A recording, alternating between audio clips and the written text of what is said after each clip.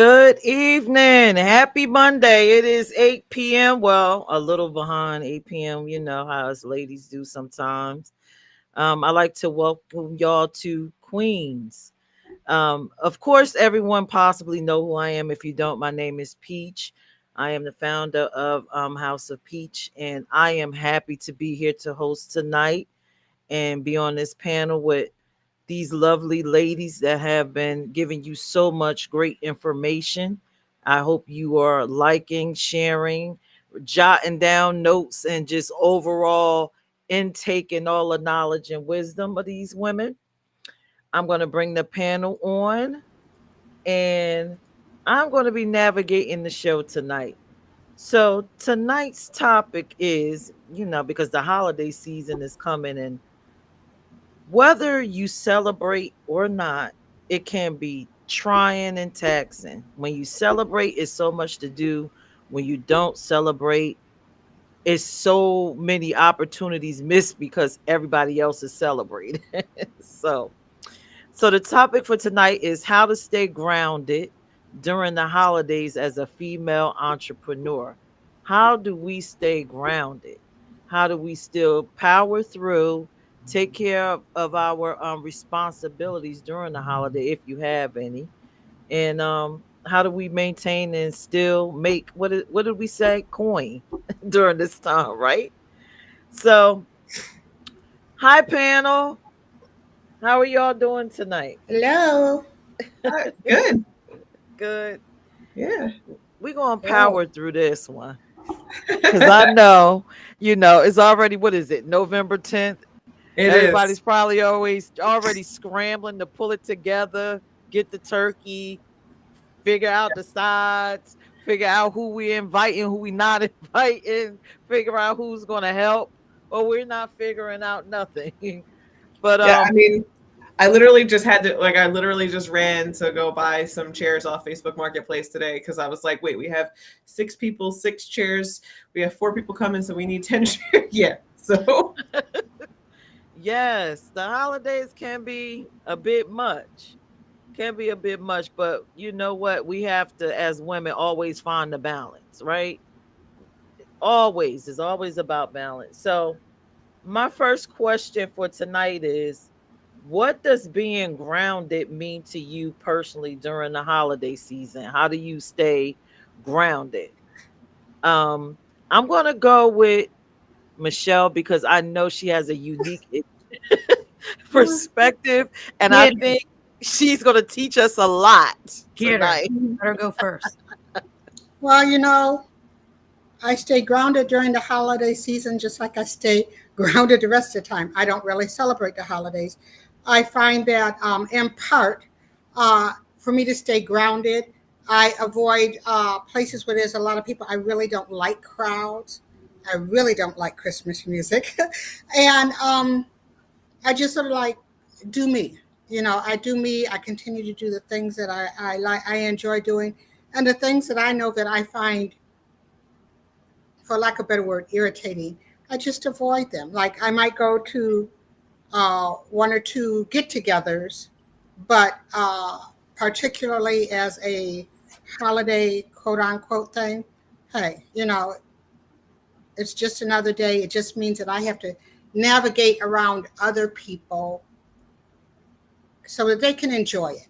I'm not a hater. If you love Christmas and then you love the holidays and you like that, hey, more power to you. I don't. So, I'm not trying to rain on anybody's parade, but at the same point in time, I'm just not going to give in to that. So that's how I stay grounded. Thank you, Michelle. You know what? Mariah Carey, if she ever sees this, she's going to come and kill me and Michelle because I don't like Christmas music either. I can't stand it. It is repetitive and I'm just tired of it. So Kanisha, oh, you're eating. Stay It's eating. okay. I'm gonna call Ariel. it's fine. Ariel, how do you stay grounded? So really, it's only been because I'll be honest with you, I come from a very traditional family. Um, Traditional read a little bit of internalized misogyny, in that, like, the men sit back and, like, watch the sports and the women do all the cooking. And I mean, and when I tell you, like, when I say traditional, like, what do you mean you didn't make your cranberry sauce from scratch? Like, I can't even talk about what do you mean, like, you bought 3 cubed bread, like, you bought 3 sliced greens. That's insane. So, like, we do, like, everything. Like, you have to do, like, every single thing. And I was, like, started being like, really walk me through how is this fair to us? You know, like, to my mom, who was old school and who was like, what do you mean? I was like, I feel like we should get it catered. I would pay any amount of money not to spend all day doing all this work. Like, this is not my Christmas. So, staying grounded is really recognizing my capacity, and it is my limited and lessening by the second capacity, to care for big grown men who could be in there doing their own thing. And by, like, making a more realistic amount of work. But I still want all the magic of the holidays. I really do. And I am somebody who loves the holidays. What I love about it, though, is the opportunity to, like, spend time with family. I am somebody who shows care through cooking. So I like to cook. But it can't be so insane that we can't actually enjoy it. And, like, Thanksgiving is one thing, because I feel like the holiday is kind of built around the food. But, like, Christmas, like, y'all want to wake up and have, like, a fancy Christmas brunch. Y'all want to, like, have some snacks in the middle. Y'all want to have, like, big Christmas dinner. Who is signing me up for all of this? No, thank you. So, just being like, here's what I got on it, and I can't do all of this, and y'all have, like, banging presents, and like, it's just something's got to give. So. Thank you, Ariel. All right, Kanisha. So, how I stay grounded during the holidays.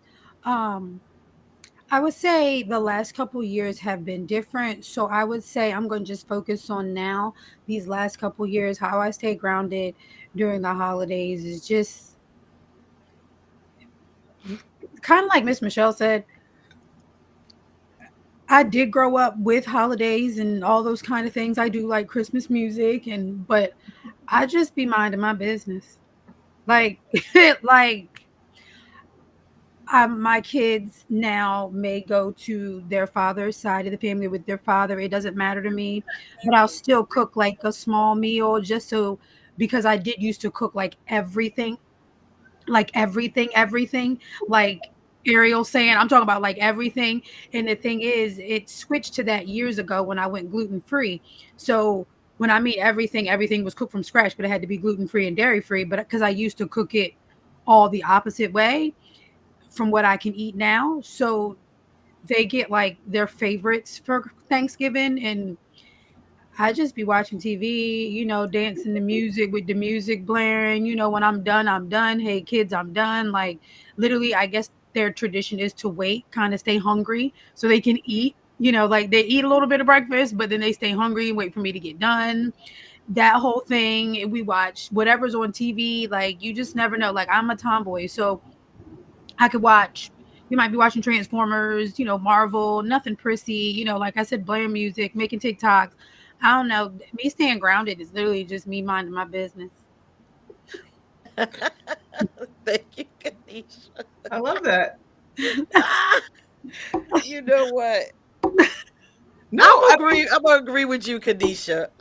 During the holiday, I kind of mind my business and hide. I'm like this.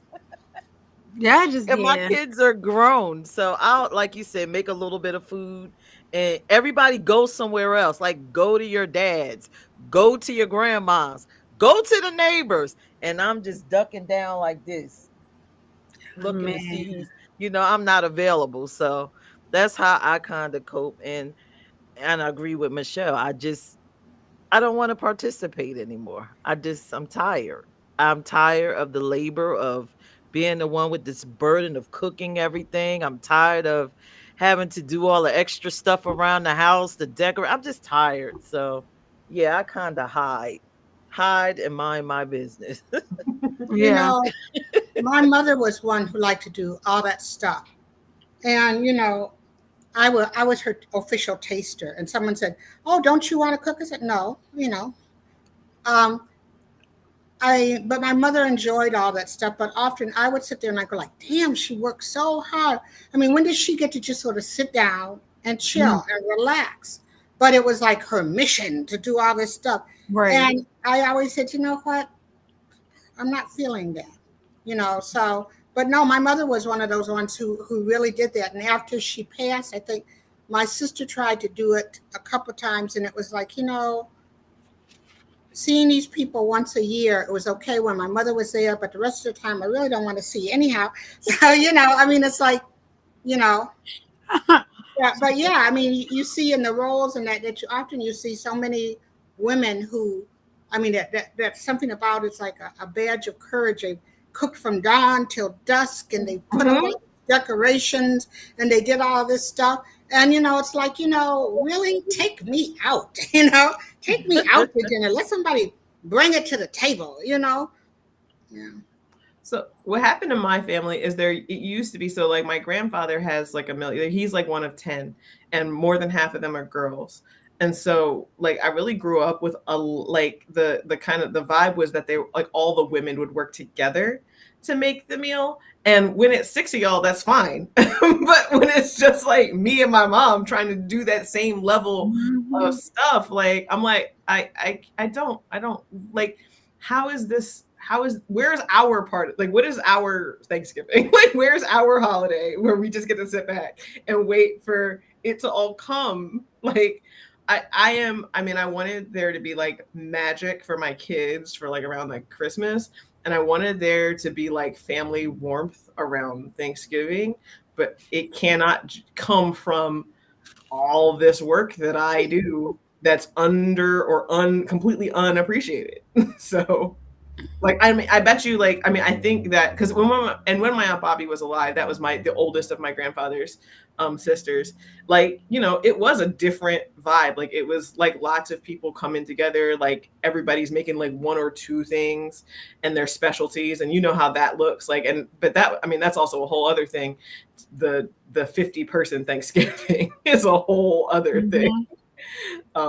That like we don't have that, but it's still, you got to jump through the hoops. My brother is a vegan. His kids are vegetarians. Now my stepdad's on the Mediterranean diet, but like he'll eat turkey, but he doesn't want, like, can we possibly not use? And it's just like, okay, can we go call Whole Foods? Like, that's why I just mind my business. That's why I just mind my business. Gluten free and dairy free. I just mind my business. I cook my own food. I'm good. Oh, and not to mention, as much as like Michelle, our parents used to do it or our grandparents, no one ever brings up, the physical torture on the body, like their swollen ankles, how their hands be swollen up after that, how their back is aching. You better preach. Can't even enjoy it, So you don't even want to eat. You don't, because I used to cook all those meals you don't want to eat when you're done. Like, right. You're not even hungry anymore. I'm not hungry. Right. I done tasted everything. I'm tired. I'm ready to go to bed. Like everybody is sitting down starving because they've just been sitting there all day looking at you work. And now waiting like, on you. Eat. I'm so exhausted. I'm tired. Like I'm ready to lay down. I'm ready to go to bed. Like I got the smallest plate or the biggest plate, thinking I'm gonna eat it all and only eat a little teeny bit of everything. Like it'd be a half a meatball missing, a little bit of. I get it. Yep. When did they talk about that? Like ankles and all of that kind of stuff. But and I can say my voice. Over here is Queen Michelle, ordering in Chinese, watching some movies. Maybe I might make myself a mimosa. Chilling. Yeah. Okay. I'm saying like, hey, if you want to bring me a plate, okay, fine. If not, I got something coming. Hey, it's good. I'm all good. That's hilarious. It is. It is. So my next question, do you feel unique pressures as a woman entrepreneur during the holidays? Any unique pressures? I'm going to go with Ariel. I see you shaking your head. Yeah. So like, I'll be honest, like November, December aren't really busy seasons for my business. Like, usually by like Halloween is kind of like usually where like I'm kind of hitting like my like like the high point. Like I get a lot of people who want Halloween costumes, a couple of people who have some events in like the winter, but that's not really big for me. So by the holidays, like when I'm relying on my business as my only income, it'd be tight. Like it's tight. So usually I actually do a lot of like Christmas shopping like in the summer. Like that's just kind of what I do. Like I buy stuff like all year because like prom season, like spring summer is like where it's big for me. So yeah, like November, December is tough just from like the like just how my business flows and when I have more and less money. And by November, December, I'm usually like running on fumes and waiting for that next project to kind of come along. So that's really hard. So I feel like that pressure, like, I don't know how everybody else's like business is, but like, because I have a kind of seasonal business that gets really hard. And the holidays are expensive. Like, there's so much, and I feel like there's a lot of pressure. So either to spend, lavishly, or to make, I get a lot of, oh, I thought you would make me some, like somebody literally was like, oh, you made your mom a quilt 2 years ago. I thought you would make me a quilt this year. I was like, whoa. Where did you get that from? Yeah, I was like, that was a crazy that was a crazy thing to say out loud. What made you think that? I was like, my mother bought a house for her for the first time in her life, and I wanted to give her a really like meaningful housewarming gift. And so I went with something traditional that took me months of work to accomplish. So what I don't understand, because you liked it so much. Got it. No. So that don't make sense. So like, I mean, and that's the other thing. And it's hard to have those conversations. It's like, I'm not trying to be rude, but I don't spend that much on you like that on the holidays. Like I've never given you a gift that was worth more than $100. Why would I give you something that was worth 20 of my hours? Like you didn't think it through. So that's the kind of pressure. Like people are like, oh, I really wanted, a handmade scarf. People in hell want ice sweater. Like everybody can't have what they want all the time. Mm-hmm. And I'm like, for real, if you wanted something that was very labor, time, money intensive, that was a conversation for like August, not November. Mm-hmm. Like who's pulling a quilt out of like November for Christmas? Like I don't have a business and a job. Like what? All right. Thank you, Ariel. Sorry. All right. Kanisha. Can you repeat the question for me again, please? Sure can. So, do you feel unique pressures as a woman entrepreneur during the holidays? No. But no. Like, because I'm kind of like when Ariel just said what she said, like, what would make you think that I'm like, would you get me? Like, so I never like, I make sure like with recent incidents, I should say recent situations in my life, like my kids get things.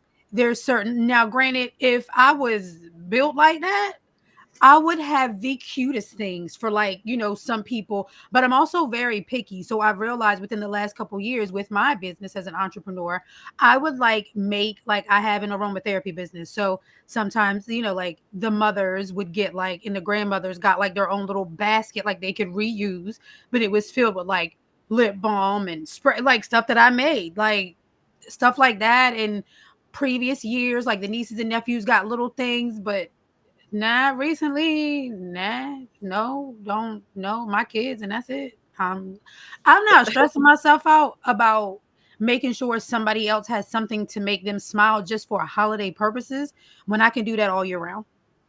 Like if I'm a love on you, I'm a love on you, and the holiday means no different to me. So if I'm gonna get you something, I'm gonna get it. I mean, yes, certain holidays can be like, oh, it's a perfect time to get a gift. It's a perfect time to be around family, but nah, I ain't worried about it. Mm-hmm. Mm-hmm. Michelle. Well, I'll tell you. First of all, I give people things all year. I mean, if it's something I know that really, I might see something that I said, that's Ariel, and I'll give it to her. I'll give it to her. And I've taken jewelry off and given it to somebody who admired it, in the middle of summer. It doesn't matter about that. there might be one or two people who it's something that I know that I've seen and it's available and I find it and I do that for them.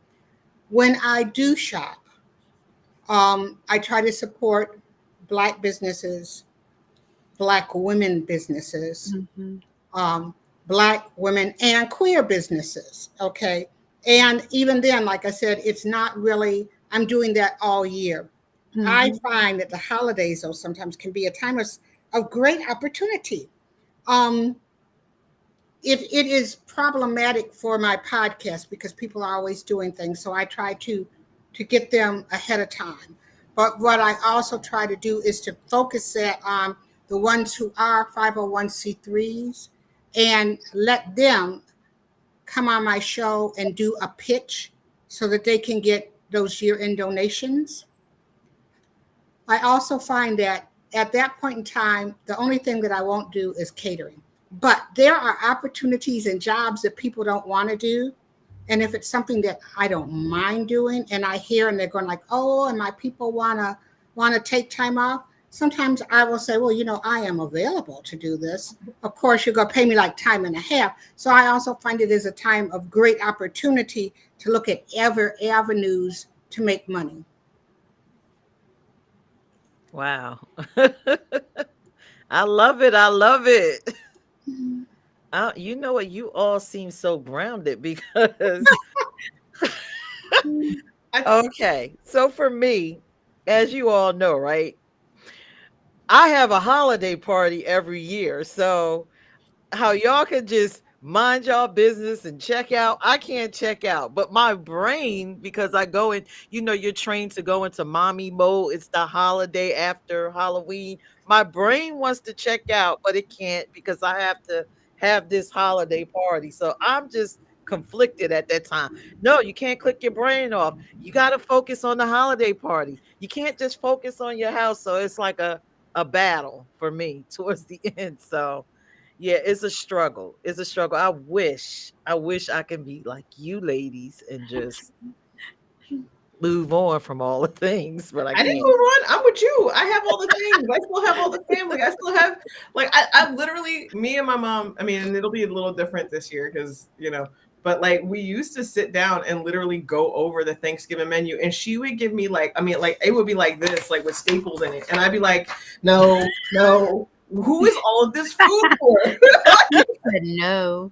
So I'm like, who's eating this? Like, who is this for? Like this one right here. Like, this is just me and you. We'll eat another time. Like, we will make that on a Thursday. I swear, I promise. It'll be, we have a whole week off. We'll make it. Like, stop. And I'm like, y'all, I'm kind of like Miss Michelle, but I'm like y'all too. Like I do love holidays for purposes of people coming together, but I'm also the type that sometimes I don't have to be around people. And I've learned that being around everybody's energy ain't conducive to my lifestyle because I am content with myself. And I have realized that so I can stay home, make my own food. I ain't got to worry about being sick nowhere or asking people a bunch of questions. Would you put in this? Is this gluten free? Would you make, is this milk in here? Nah, I'm good. I'll just stay home, make my own food. I'm good. If somebody invites me, I'm not saying I won't go. You know what I mean? But I'm fine at home. Just give me my PJs and the remote and give me some food and my meds and, puff, pass right back to myself and I'm good.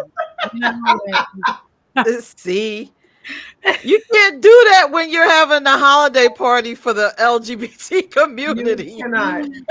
I can't avoid it. I can't puff pass. I can't do nothing. I know, and I feel like we're having a Friendsgiving. Like I said, I just had to go get chairs to make sure we have enough seats for everybody in my house. Like it's important to me that when I have people like that, I want the people in my life to feel like they're welcome. And if I know I have people who, for whatever reasons, don't have family to be with, that I can be family for them. So like, I do feel like that pressure. I don't know if it's unique to me as an entrepreneur or it's just unique to me as a woman who feels like, well, this is a thing I can do.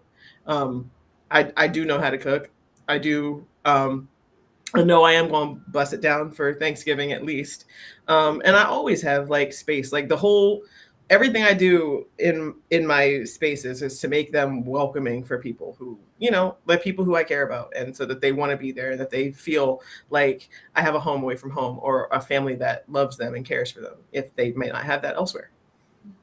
I think that one of the biggest things to me about this whole holiday, whatever, is that often people wait until this time of year and do things that they don't do all year. Why? So, I'm going to tell you, like I said, throughout the year, I'm shopping Black, I'm shopping queer, I'm shopping women. I don't wait till just the holidays, but if I'm going to do it, I'm going to do that. I might not cook and do it, but if I know at one center, they have a dinner for people. Hey, I'm going to send them some food, because I know that there's some people who, not just during the holidays, but all the time, need that, or don't have something to go. So I think that my biggest thing is like, spread the cheer all around. And if you spread the cheer all year round, you are grounded. You don't feel pressure, because you are a part of a community and you're loving on your community 24/7, 365. Excellent point. Thank you, Miss Michelle. Yeah, that's excellent. I don't know. I love everything y'all said. I wish I can be as confident as y'all, but when it comes to the end of the year and this holiday party for I and me, my brain wants to check out, my wig wants to blow off, and my mind is caught between being a female entrepreneur and maintaining a 501c3, and just being a mother of the community, a sister, a cousin, and just giving away everything. So that's just where I am even right now as Are we you move talking into about the November. party? You talking about the party, the IME? Yes. Oh. Yes. Yes. Oh, yes. the one that we all might have a table together. I know I'm Mhm. coming. I got you. Yeah. I get you. Yep. Mhm. The planning is Oh, now. yeah, There's no I'm checking always out. good for Well, so, and I bet Huh? I'm you, always good I for guess, one good party to roll up in there being fabulous. Okay. Right, right. I'm always good for one good party where I'm gonna show up, show up, Okay, show out, but you okay, could Miss do that Michelle. if you did it in July. That might be my party. I'm always, there's nothing like, just showing up and being fabulous. That's part of being a queen, Okay? There's yeah. Mm-hmm. Oh my God.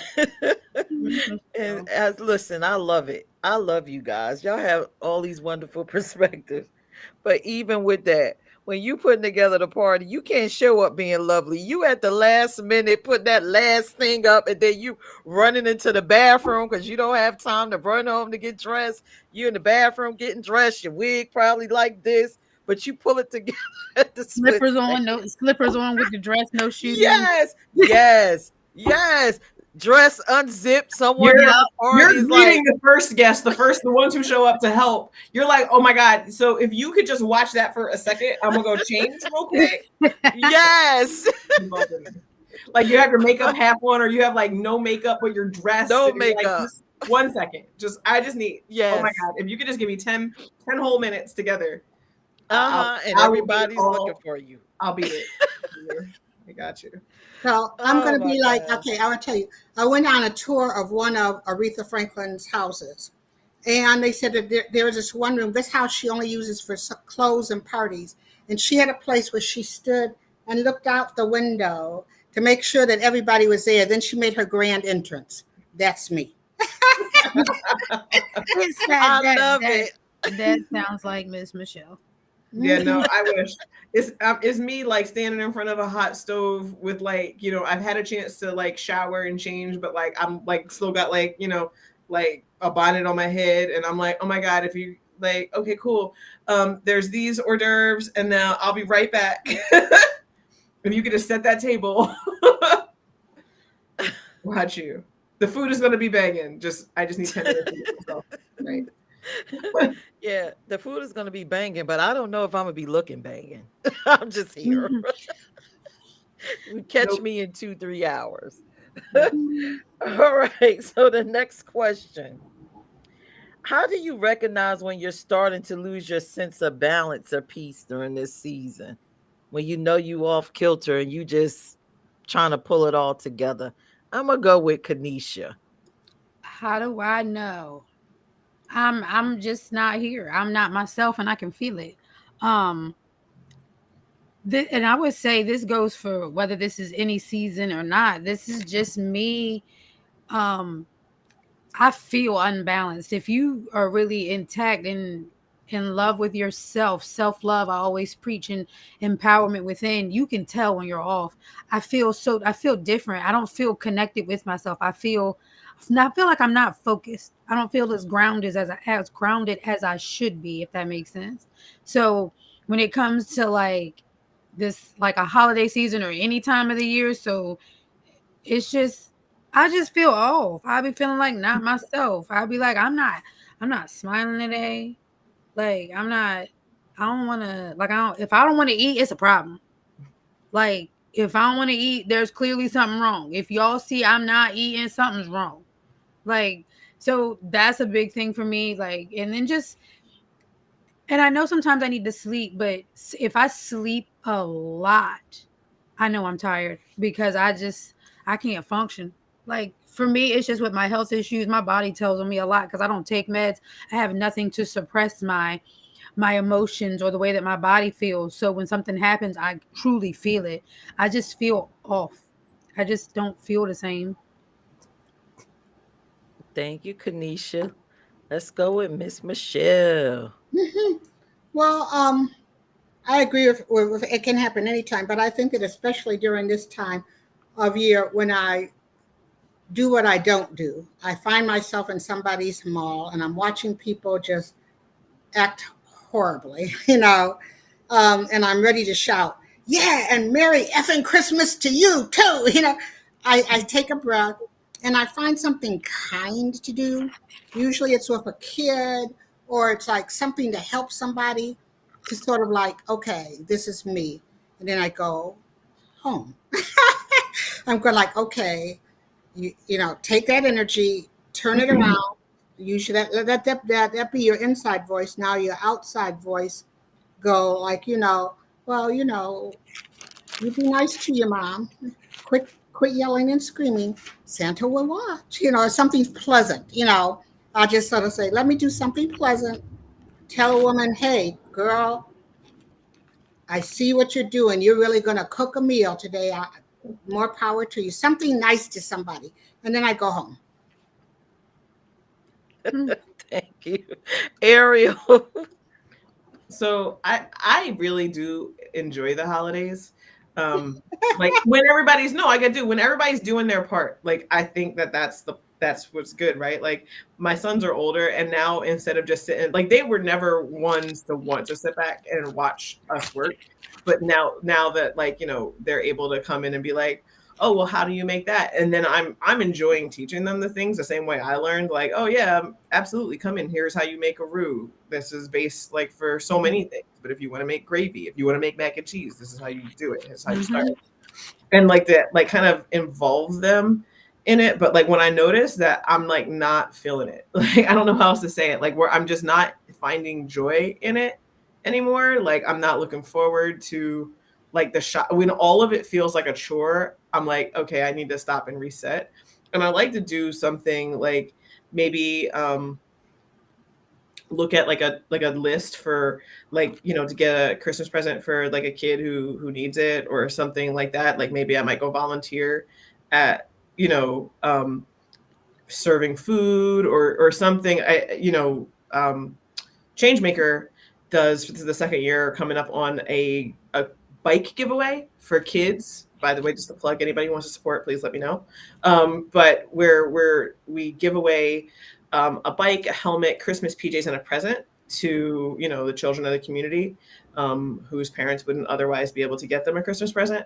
And that kind of work always like fills me back up. It just makes me, it's like there's no reason to feel ungrateful. Like my children they're spoiled, but they're not like, they understand where they are privileged and are able to kind of be reflective about that and say, oh, So we could have nothing, but instead we have each other, we have a warm house, we have Mhm. internet, and like, I've also gotten out of the habit of giving them stuff for Christmas. So that's not usually what it is. Usually we choose some experiences that we would like to have during the year. Like we go camping, or we'll go to, like, we're nerds, so we'll go like to the Ren Fair. We might not even go to a local one. We might go far. Like one year we went to Maryland. I think we're planning on going. Hey. Yeah. Um, but so like we'll do an experience together. We'll say, hey, I bought you this like cake pop maker, but I want to spend some time cooking some things with you and doing some recipes with you, that kind of thing.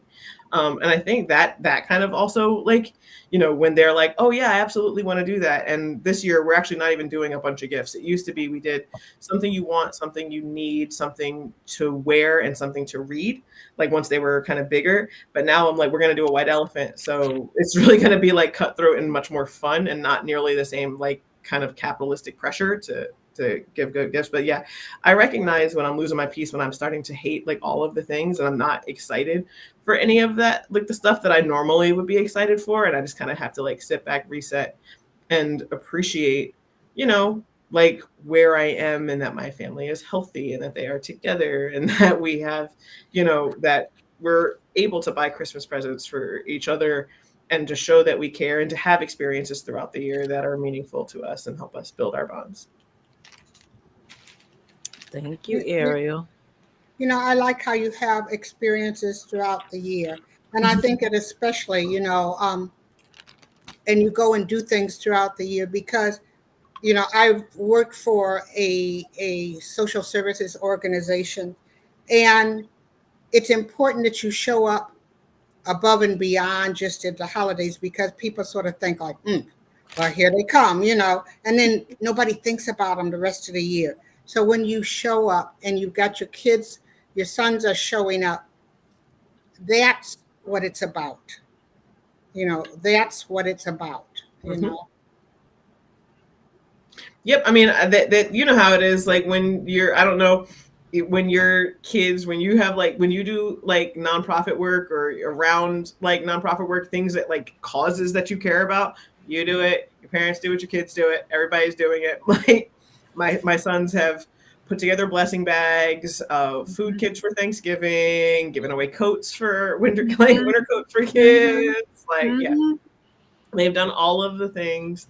They understand what it means to, yeah. And then, like I said, and we try to check in with each other. It's like, hey, so like, instead of me spending like whatever it is, like $200 on you each for Christmas, wouldn't you rather go to Bar Harbor and then do a whale watching tour and go kayaking? And then, for birthdays, instead of me giving you a video game, wouldn't you rather go to the Ren Fair and have some money to spend there, or go to this other festival? Like, like, wouldn't that be more fun to go to Comic-Con? Like, do we want to plan, And they're like, okay, cool. I was like, so what if we do low key Christmas, and then we'll plan to go to California next year, and that happens when it happens, and we'll save this money, and this is what we're going to do together. And I mean, truthfully, like, I love my boys, and they pick hanging out with me over hanging out with their friends sometimes. I'm like, that's a little bit weird. I understand that I'm very cool, but Mhm. Yeah, I get that. But they're like, no, we do such cool things together that I don't want to miss Mhm. out on that. And I was like, all right, I love that. I get that. I love that because, like, I have boys too, so we do things throughout the year. Not like we're not like trip people. We're You know? just like we spend time in we spend quality time together, making sure that we watch movies and eat. And like you were saying for the holidays, like they know how to, like my boys know how to make a pot roast. They know how to, when I'm making a roux for my macaroni and cheese. Granted, mine's different, but my boys know how to, make gluten-free, dairy-free meals, like they can get down in the kitchen too. Like my baby boy is learning a little more now, but my oldest can cook, and just learning different things and doing different things. Like I don't go places, like we make TikToks, like, like we make memories those kind of ways. Like we ride around and do things. I'm always at their events. And like you said, like making like blessing bags, like my kids go with me when I did my coat drive to help the unsheltered, when I'm taking food. Like they understand like different things. Like they understand that they're grateful. So if they don't get something, they're not necessarily upset because they see what others don't have. So they're okay with not having, because what they have is more than more than what someone else doesn't have. So I feel you on that, Ariel, because I'm like that too a lot. Beautiful, beautiful, beautiful. Well, again, I love y'all. I love y'all. Y'all are so patient, so kind. But when I lose my sense of balance during the holidays in the house, I don't know. I just get impatient. I just start yelling. You're gonna do this. You're gonna do that. Help me with this. Do this. Oh my God, we're running out of time. How? That's me. And for my nonprofits, I kinda get impatient there. But of course, we are all adults. You don't want to yell at adults. So I get very quiet. And then my team will look at me like, are you okay? Do I look okay? Is it something that you could be doing? Is my wig crooked? Could you please help me with this? Thank you. Like, I get very sarcastic. So I love how y'all keep it all together. But for me, I guess because I'm the one that assumes most of the tasks for no reason at all, I freak out once I have to execute all of them. So I got to do a little bit better than that with all of that. But all right. So the next question: how do you ask for and accept help or support during the season? If you need help, how do you ask for it? Who do you ask for it? How do you go about it? I need to be really listening to this and learn from you guys. I'm going to go with Ariel. So that would be where I'm struggling, because no, for real, because I think I'm one of those who, like, I love to like sit down, make lists and figure out who's doing what and have a good plan. But I'm also somebody who likes things done a certain way. And I mean, I guess I care about the result of the done, not necessarily the process of the done, but I can't stand for, and anybody who's ever had teenagers, they're like the ruler, like they are so good at 90% of the task.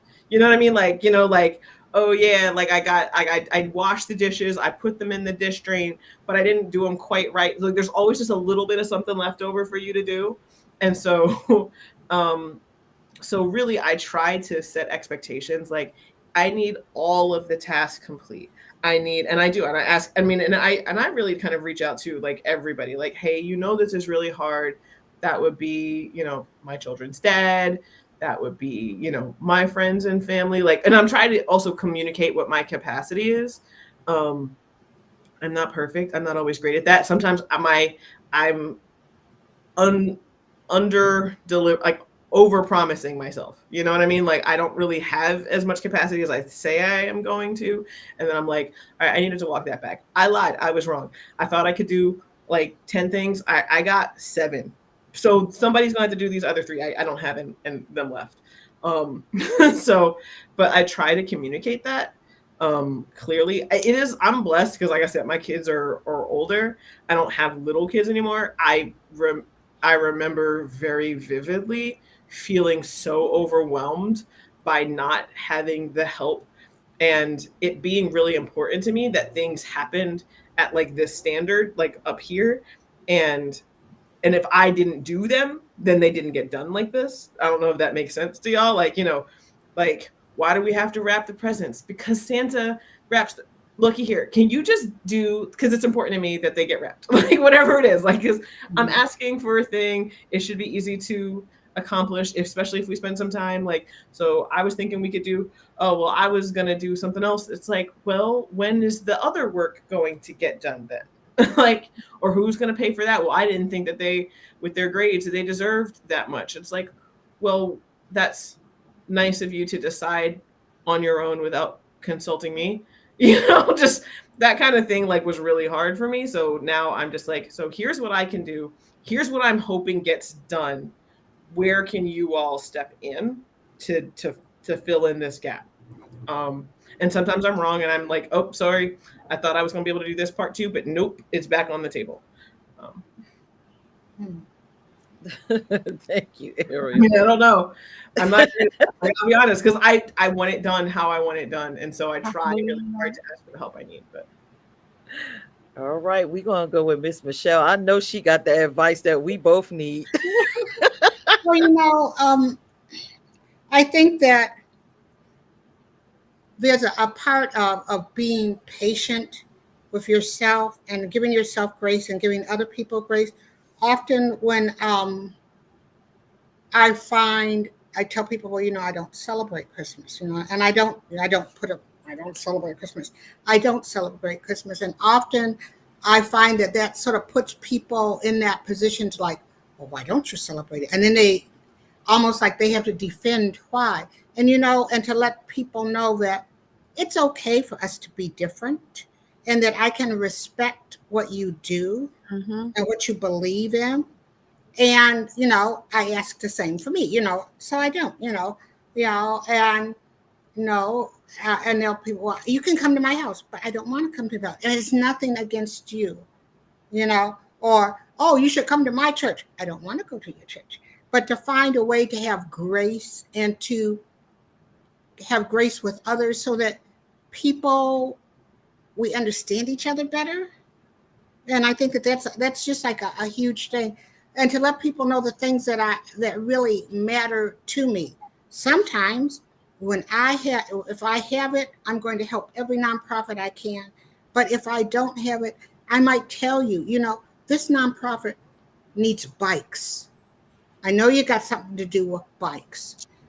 Could you connect with them, or to be able to make those connections in that spirit of. But I think it's like about giving yourself grace and being able to give others grace as well. Thank you, Miss Michelle. All right, Kanisha. How I asked for help. So I'm kind of like Ariel in a sense. I'm picky. So when I'm in the kitchen, I like stuff done a certain way. Or when I'm doing something, if I'm cooking or whatever.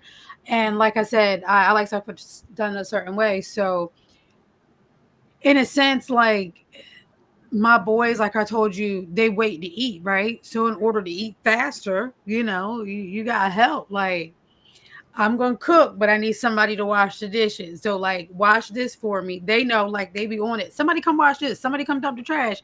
Like wipe the counter off. Like I clean up after myself as I'm going, but I need help so I can keep going to the next task or the next meal or the next food or the next item that's on the list so I can hurry up and get it done.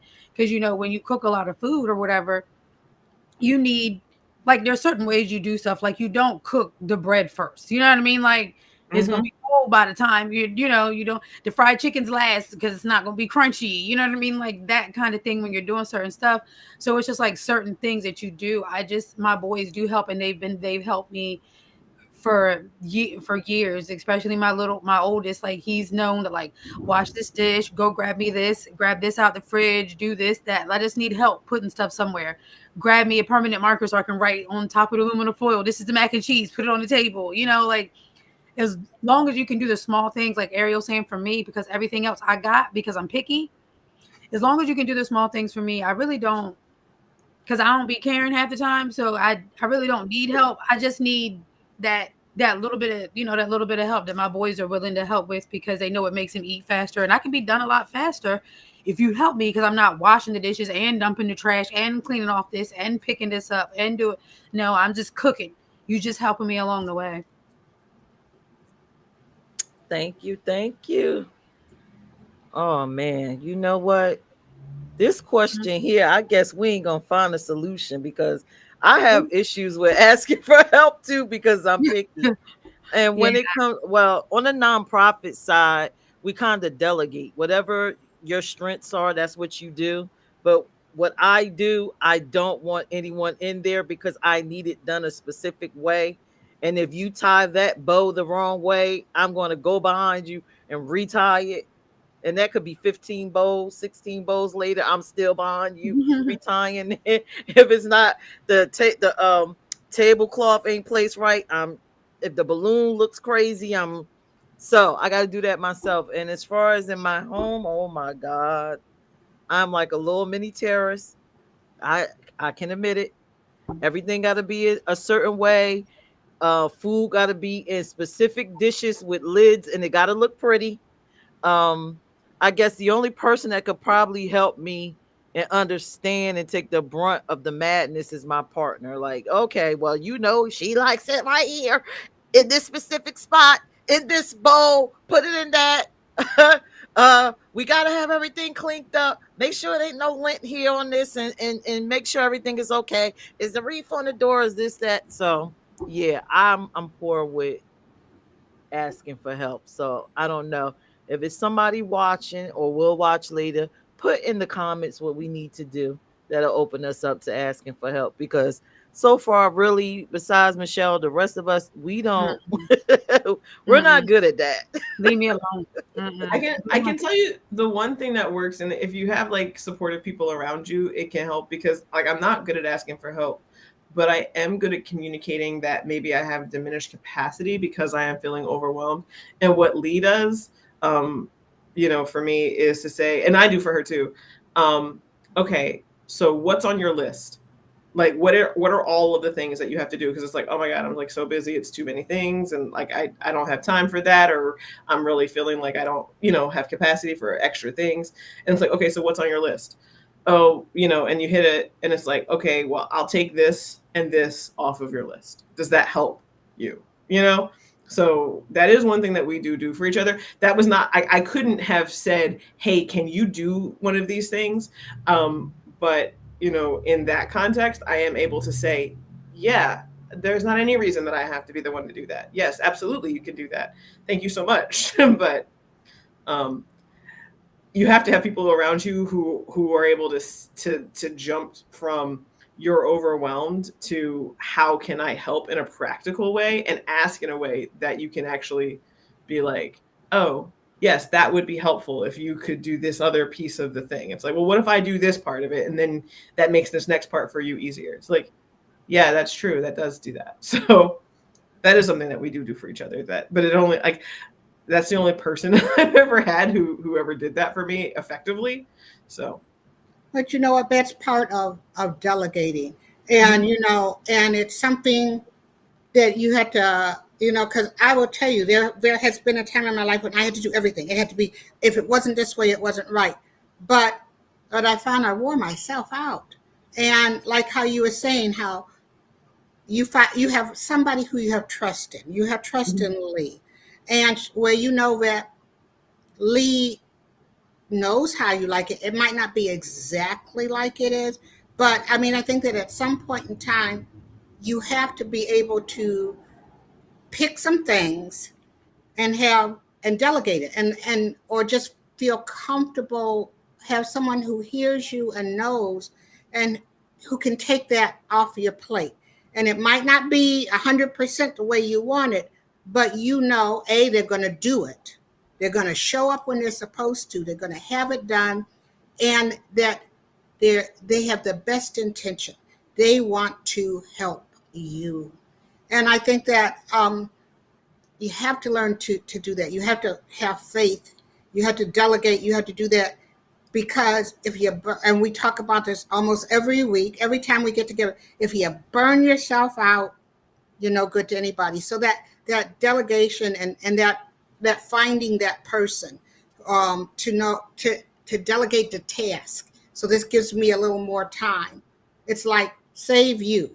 Who was it? One of you had said about during one of our things about how on the airplane, they say, put your mask on before, and then help the other one. We got to be able to do that. You have to be able to, and if they do it, and if it's not quite right, to be able to go like, okay, all right, well, I would have tied the bow this way, but that's okay. And, and let me show you, this is how I like it, but I appreciate you doing this. And, we have to, as women, start to do that. You have to delegate it. Kanisha, she's showing her boys. Ariel, she's showing, we have to bring everybody in and let somebody take some of this weight off of us, because many times we go through life walking around with this heavy burden on ours, where we got to, you wear yourself out. Mhm. Peach, Great, delegate. great point. Peach, delegate. Yeah. Yeah, I got to get to that space. But I'm learning, and I do appreciate everything that you just said, Michelle. I receive it. I receive it, and I'm going to put it into my heart this holiday season, especially since I have a messed up wrist. So Mm. yeah, I don't have a choice. So I'm humble. The universe has humbled me. Mm. All right. So I have two more questions. I told y'all I was going to be late. Y'all thought I was going to come probably with these hard, profound questions, but I just wanted to have fun because it's the holiday season. And I understand you ladies have a lot going on, both personal and business wise. So, Ooh. what beliefs or expectations make the holidays more stressful for you as a business owner? What beliefs or expectations? I'm going to go with, I think Miss Michelle got a lot to say. I'm going to go with her. Well, I think the beliefs or expectations, I think particularly, we've got this as you're an entrepreneur. Oh, this is, we've got to either make money or, we've got all these other things that we do. How do you balance everything? And it's okay sometimes just to chill and be with family. It's okay sometimes just to chill and not do anything. I think that the expectations, though, is like everybody expects you to show up in your holiday best, all cheerful. The Ariel's supposed to have like a big spread and everything is supposed to be perfect. You know, uh, you know, Kanisha, she's going to have this. People come with these expectations of what they want to do. And I think that to recognize that it's a new day, we do things differently. And let's do it differently. I think that that's the hardest thing that people bring these belief things. Grandma did it, mama did it, I got to do it. No, you know, no, Ariel's doing it, Peach is doing it, Kanisha's doing it. No, do what's right for you. And I think that it's okay. And to give yourself permission to form your own new belief in your own ceremonies, your own rituals, your own things that you're going to do, and it's okay. And I think that that's what you have to. And that people, though, I mean, I had someone, and I'll tell you, and I believe it was the end of the relationship, because it was like, okay, for Thanksgiving, what do you want? I said, watch some football, chill, And it's like, but I'm going to make this, that, and the other. And because there wasn't that level of appreciation for each piece of the meal, there was something that was wrong. I said, that wasn't what it was about. Make the memories. Memories matter. Mm-hmm. Thanksgiving, for me, the best part was sitting on a stool as my mother cooked and talking with her. And tasting. She said, how's this taste? Oh, fine. But most of the time, we'd just be talking. Memories matter. So have your own belief system. Don't worry about what expectations other people have. What do you want out of it? Hey, you want to have a good time with your family. You want to put a belief in them. You want to plan something. That's you. Do you. Make yourself happy. And that's the real spirit that we should celebrate all year. Beautiful. Ariel. I think it's that expectation that, like women are the magic keepers. We're the ones who are kind of expected to make the holiday magic happen, like no matter kind of like what it costs us. I feel like that would be like, that makes it, that there's a lot of stress. And especially when I'm around like my extended family, there's a lot of like, what do you mean you're not? Like, what do you mean oh my God, you catered Christmas dinner? Like, or, I'm like, yeah, I bought store muffins and a quiche. And I called it a day. So we had food and I had to wake up first thing and start cooking. They're like, didn't you used to make like corned beef hash from scratch? Yeah. And that was a lot of work. Like that was work that started like 3 days in advance. Like, I don't want to do that anymore. It's Christmas for me too. So like those kind of expectations. And like I said, as a business owner, like because my business, like, and because I'm crafty, like I think if it were different, but people like are really like hype. They really are like, I really want you to make me something, and it's like, it's cheaper for me to buy it for you. Like for me, like the cost is so much less. Like the one thing I really don't have a lot of time is, like the one thing I really don't have a lot of is time. And homemade gifts take the most. Like when I'm gonna do like a homemade like Christmas gift spread, like I do try to get like make something for everybody. I start so long. Like one year, everybody got the year my mom got the quilt. My nieces got like homemade pillow pets, like so like sleeping bags with like that transformed into like a pillow. Like my brother got like homemade like pot holders that matched in his house. Like everybody got homemade stuff. Everybody got homemade stuff, and that was it. Like. And I was like, cool. But like, that was the plan for all year. I was like, I didn't want anybody to complain. And then the next year it was like, oh, I thought you were going to make me a quilt. What? Stop. I'm not with y'all. And I'm telling you, and I also stopped giving gifts, homemade gifts to people who I realized didn't appreciate them. Like, you know, if I spend however many months, years, whatever, knitting a scarf for somebody, and then I find it at the bottom of the, you know, the coat closet, like with boots on top of it, like, excuse you.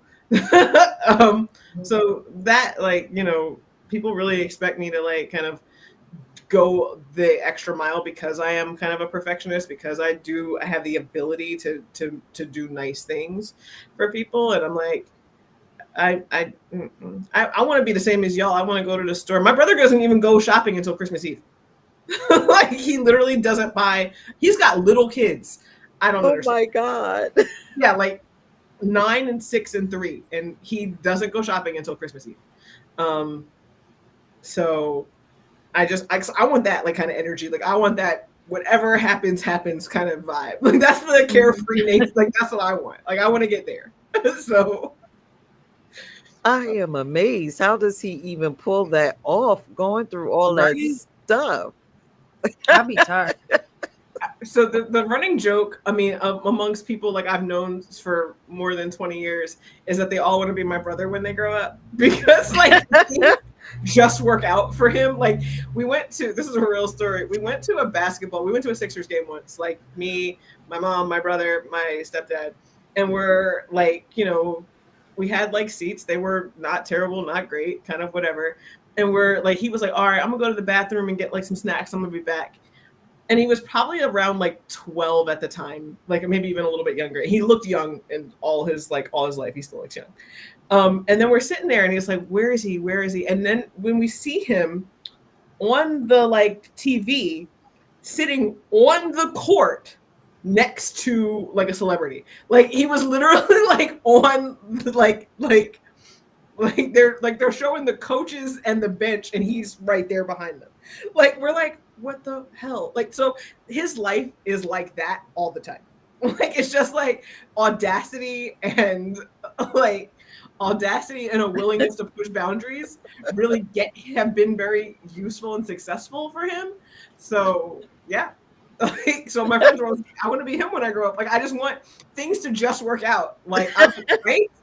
Like don't we all just wish like that you could go to the store very last minute with this amount of money and it all have all the things you need. Nobody asks for a specific thing that they're sold out of. Like it's never that.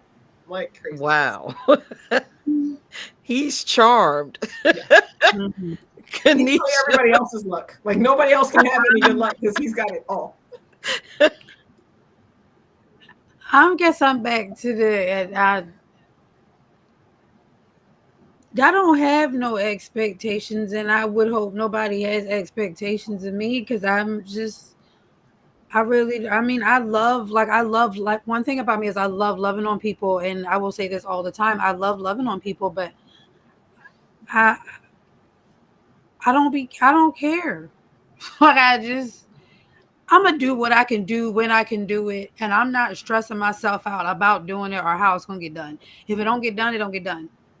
Like I don't like when my kids were younger, like I did stay up all night the day before because the tree was empty, but I was really big on like so I don't have this issue anymore. Because like, I'm glad I'm at this point because my oldest is 20. He'll be 21 in January, and my youngest is 14. I would literally every night wrap gifts, and I even got to the point where it was simple. So I bought all like craft colored paper, like rolls of paper, and then I'm big on memories. If you don't know me, at the bottom of my TikToks, I always put making memories, and I would print out from all year long because I'm a photographer.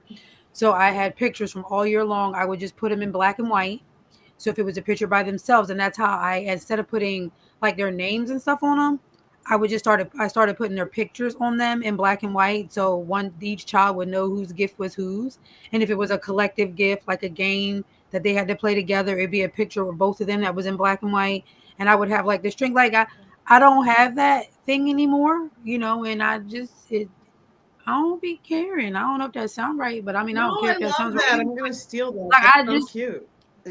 I mean, like I would do those, like I did those things, but I'm at a point now that I don't have to do those things anymore, or has to be a really big thing. Maybe later, because my kids are in the back. So later, like grandkids and stuff, like grandkids and stuff. So yeah, like later, real late, y'all, real late. But yeah, but I can't, like, I'm not really worried about that. Like I'm really to a point where I'm not stressing. I can't think what you want. I don't care. No, I love that. We do, and actually, because I have a largish extended family, there are, between my brother, his kids, my kids, we color code the paper. So like one paper for like every person. So be like, okay, that's the paper we're using for mom, and that's the paper we're using for Darius. And That's cute. but I love that though. That's great because it's like an extra gift. Like, I have to send you a picture of what it looks like under the tree. It is so stinking cute because that. it's like, it's just all of it is craft colored paper, and then the pictures are black and white, but the string is either red or, you know what I mean? Mhm. And it's either red or green, but the craft colored paper may have like, I might have had like some, hearts on it or chevron print or something, but it's really cute. It's really, really cute. And I might sneak in like some red in the middle, you know what I mean? But it was really cute under the tree. I have to find pictures and send it to you. That is so cute. I love that. Yeah, make I don't sure gotta worry y'all about that no more, share though. pictures. Yeah, share pictures so we can share it during one of the streams. That would be cute Yeah. to give Let me see if I can ideas. find it. I was just looking at Christmas pictures earlier, like just because like this is the season, and like my iPad is trying to remind me of when my kids were cute, so I still continue to love them now that they're significantly less cute. I mean, you know what I mean. Like it was like the next time I trip over sneakers that I've said, please don't leave right in the doorway as soon as you come in the house. Like you love them a little bit, no, but you definitely, like, they're definitely not nearly as cute as they used to be when they were like adorable like toddlers, and so it was reminding me and how like grateful they used to. I'm like, look at this present I had. Like they were so cute. And my kids weren't even the like rip through it kind, like like. They didn't like just go tearing through like piranha like through Christmas presents. Like they literally like they would take turns. Like they would open and then the other one would open. They would want to see what each other got, and then they would be like, "Oh, look what I got! How cool is that? Oh, I think we can share this." Like they were adorable. And I do kind of miss like now like I said we do big. I was like we get a couple of things, but I hope they understand. Like I said, they love the idea of the white elephant. Now that they're big enough, I'm like, cool. So we're gonna have it, and then we're gonna fight it out, and then everybody will get like one thing, and I probably will come past and sneak and put like some stocking stuffers. But like it's gonna be light this year. We just moved, like, and all of the things. See all that furniture you got? Merry Christmas. That delicious meal you're eating for Thanksgiving. That's what I got on it. Oh man, I love you guys. Why does my life seem so complex? Am I making my life more complex than what it needs to be? Aaron, a little. No, that's because Okay. that's what it is. It's like that's what it means. Like you wake up one day and you're like, why am I doing this? Like, who is all of this for? And especially if you like look around and nobody's even appreciating it. Now they appreciate it when you stop doing it. Like that's the one, right? Like Mhm.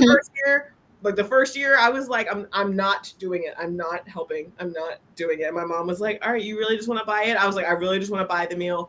And everybody was like, it's not as good as what y'all make. I was like, you know what? It tastes realicious to me. It tastes like 5 hours of my life I didn't have to spend standing at the stove. So I don't know what you guys like, what it looks like to you to help make that work more worth doing. But I'll tell you right now, this tastes wonderful.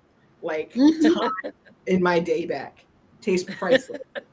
And they were like, all right. So if we help, if we do this, what if we cater, like if we get breakfast? Like they started brainstorming because like once it was gone, I was like, oh cool. I never have to do that again. They were like, wait, hold up, pause. I'm like, oh, it's not a goddamn thing. I was like, I don't want it. I don't want it to be like that. How can we fix it? Like, I don't know how everybody needs to like chip in or chime in to make it not be awful, but please do that because like, Oh, okay. it's Well, just too much. It's too like there is a lot of like pressure to be perfect at the holidays and to do all the things. All the same pressure I feel like we always have all the time. It's worse. Like, because what do you mean you're not cooking a Thanksgiving dinner? What do you mean you're not making your gravy from scratch? Like, and that's like from outside stranger people. Like, we're not even going to talk about how your families feel about it. Like, and I do think that there is a whole thing from Black women about how we keep home and like maintain family. Like, there's a lot of pressure to be like to do it properly. right.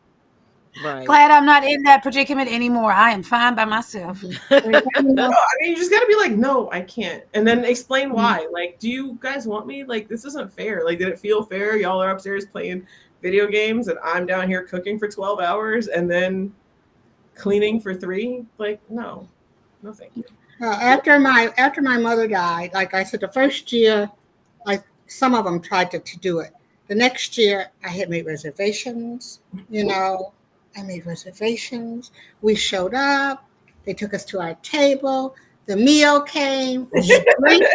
We had drinks. We had great service. And they said, well, it's not the same. I said, oh, but isn't it so much better? And my father was like, well, actually, yeah, it is. And we had conversations around the table.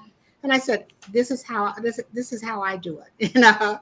I said, and I kind of think, and before my mother had died, she and I had talked about doing that. And she said, you know what?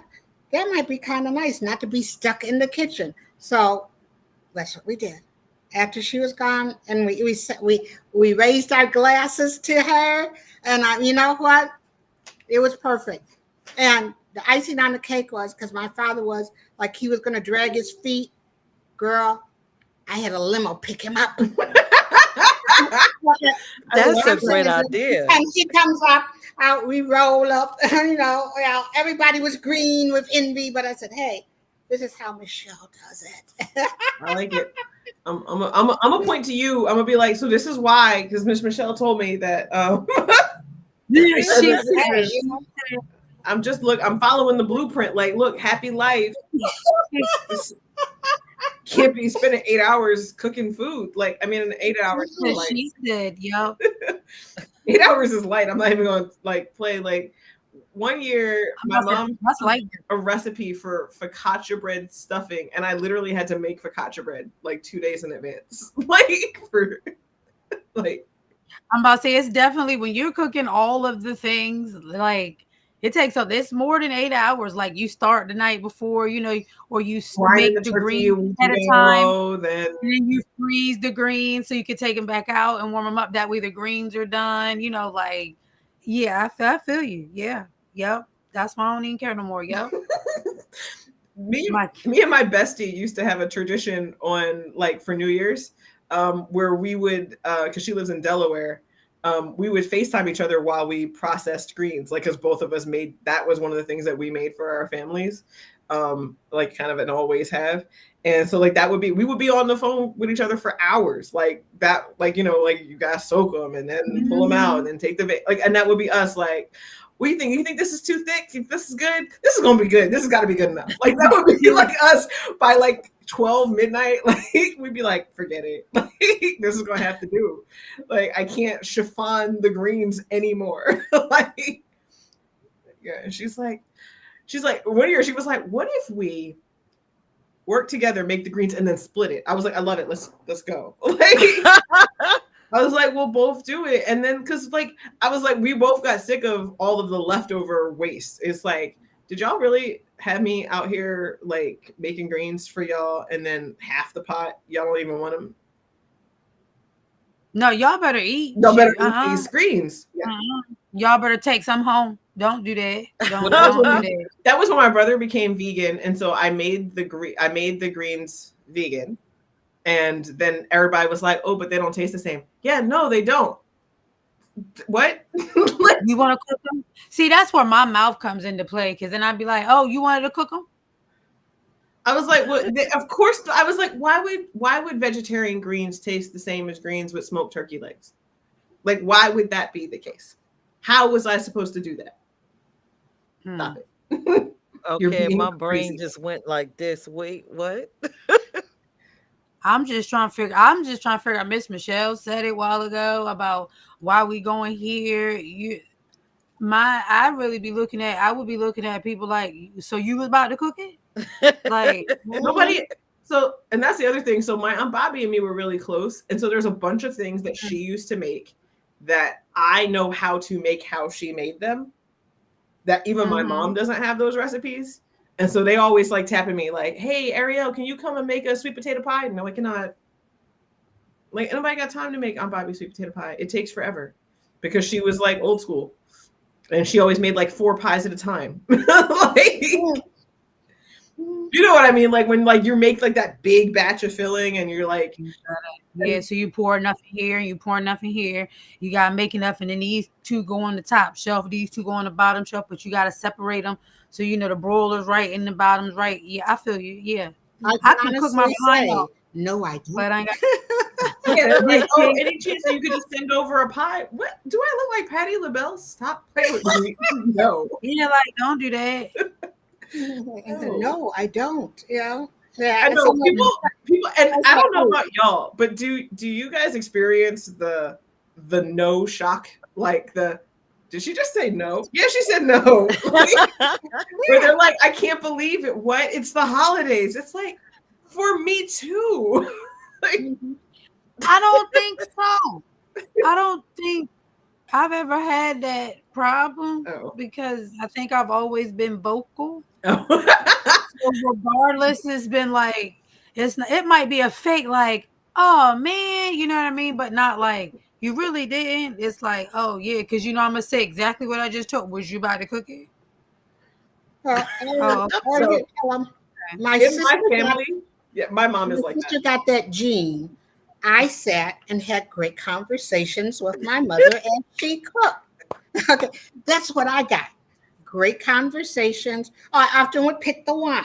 My sister got that. Get in there, and now she would vibe with you about that potato pie and all that. I'm going like, huh?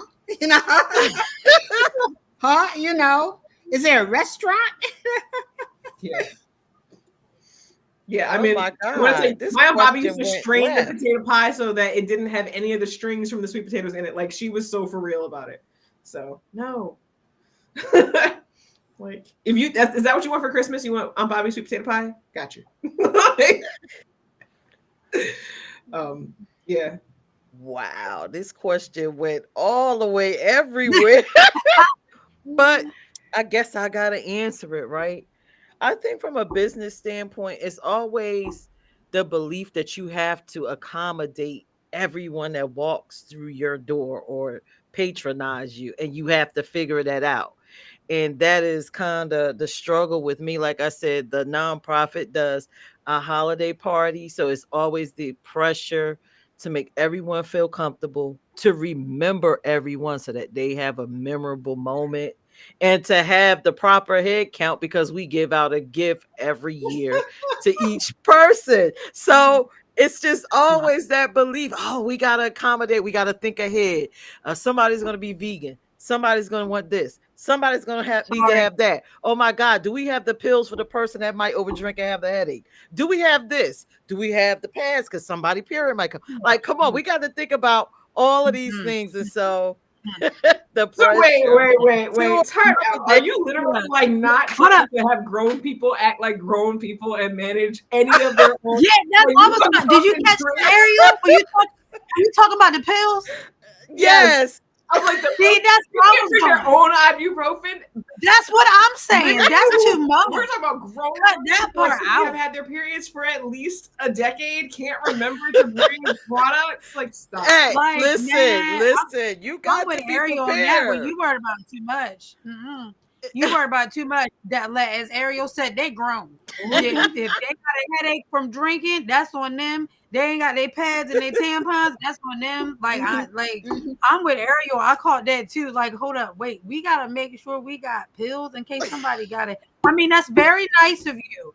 I am almost positive they appreciate you with all their heart.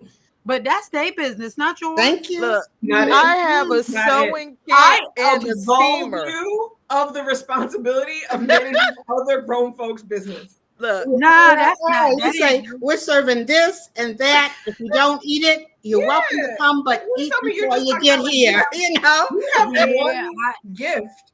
I appreciate. I'm not saying I don't appreciate the food that I'm going to be able to eat, but listen, you doing like you straight. Look, you know, because I could really. I mean, that's it. Like if I look and I know how much work it goes into. I'm gonna eat before I get there. You know, if I have anything, I'm just gonna go in. Smile, be nice, and not worry about the food because they don't have what I want to eat. Or exactly, you know. But shoot, no, you're a good one. You're a good one. Yes, you're good. I see. Yeah, I'm gonna have to do an intervention on you. Roll up with a lemon, come on, girl. There you go, Miss Michelle. Go get her. No, look. I have a sewing kit. If your dress rips because you're dancing, that's too much. I'm coming. If your dress look wrinkled, I got a steamer. Let me steam this down. Nope. That's not your problem. That is not. That's not your problem. That has nothing to do with you. That's why you walk around with slippers on and no shoes with your dress. That ain't got nothing to do with you. And your wig, you were saying your wig was crooked. No, Miss Michelle, go pick her up so she know, because that's too much, Miss Michelle. I'm like you. I eat, and someone who understands my own lifestyle, and I take accountability for my own health, right? You can't take accountability for my health. I'm not saying I don't appreciate the food, like I said, that you will be providing that I can eat. But listen, I make sure I keep snacks because not everywhere I go can accommodate me. I'm not expecting you to accommodate me. Like, nah, if you're a real one, I'm not expecting you to accommodate me. Nope. I'm coming for the purpose I'm supposed to be coming for, not the food. Exactly. Yes. Exactly. So I'm doing too much. You are. You're doing too much. Yeah, everything is not your responsibility. Like, you know, like I feel like reasonable expectations of a party. If I know there's gonna be food, then food. If like you know, if there's gonna be drinks, like I just need to know, is it a cash bar, an open bar? That way I need to make my own arrangements for headaches, for getting home safely, for if my dress rips and I have to just leave, or I have to decide I'm not going to leave. Like, I don't know, like all of that. Like, I've never, you make me feel like I didn't do it right. Like, I'm just over here. You're doing too much. Stop. Don't do that, Ariel. Don't do that to yourself. I have had many a party. I have thrown many an event, and never, not one time was I like, oh, let me make sure I have ibuprofen. Hangovers from the booze. You know, now if somebody passes out, okay, I'm gonna say we're a doctor in the house, or maybe do something. But I don't prepare for that. And when it comes to the ibuprofen, for me, I always keep like my own holistic things on me. Like, oh, somebody's got a headache. It's like, oh, you got a headache? Oh, okay. So I got something. You know what I mean? That's when you work together as a village and as a team in the room. It's like, oh, you got ibuprofen? Yeah, I got ibuprofen. Or I'm always looking at somebody like, I gotta ask first. I do Reiki. You want me to help? Like, you know what I mean? Like, I'm one of them. Like, Can I make your headache like one of them people? I'm not. Nope, you're doing too much. I'm I just mean, gonna I be real. guess Nope. I understand, like, if we're talking about like making sure that there are feminine hygiene products available in a bathroom, but like, Yeah, something like that. sewing kits is bananas. And the I pills, literally and have an entire business, and I've never had a needle and thread in an event. Like, and not the once. pills, the pills too. The pills got me. Nope, you're doing too much. You stressing yourself out about something. I have literally gone to events where I made the clothing. Like, I went to weddings where I made the suit and the wedding dress, and I still didn't bring a sewing kit. Let me tell you, like, that is a lot. That is Listen, I even come with spare dresses just in no, case. no, No, Like Yeah, I you am doing just too like they just much. You're doing too much. You're doing too much. So now you got small, medium, and large. Like, come on now, really? Extra large. Like, you got different colors. You got shoes. You know what I'm hearing? I'm hearing that you probably buy individual presents. I'm hearing that you. I used to like at home. I do, and I tried to do it for the holiday party, but I was like, I would have to create a whole form to figure out what everybody want, and then that might be too time consuming. We considered that. Yeah, see, absolutely crazy. No, who at home who talked you off of that ledge? Who was like, babe, this is just a lot. Like, My board was like, no, I don't think that's gonna work out. We gotta come up with something. Okay, so how about awards? Here's what you need to do. You need to go to the laziest person you know with all of your planning, first off. And then one, they'll make it very efficient. And they're gonna shave off all the extra. They're gonna shave off all the dumb shit. Like, they're gonna get rid of everything that does not need to be there, and they're gonna get the rest of it as efficiently as possible because they're like, I don't want to do the work. Make it their problem. Just like a really like, you know, and I know somebody comes to mind. Don't act like they didn't. Like, just run it by them. Here's all the things that need to happen. You're go. That would be smack. But listen, that's just the tip, right? That's one part.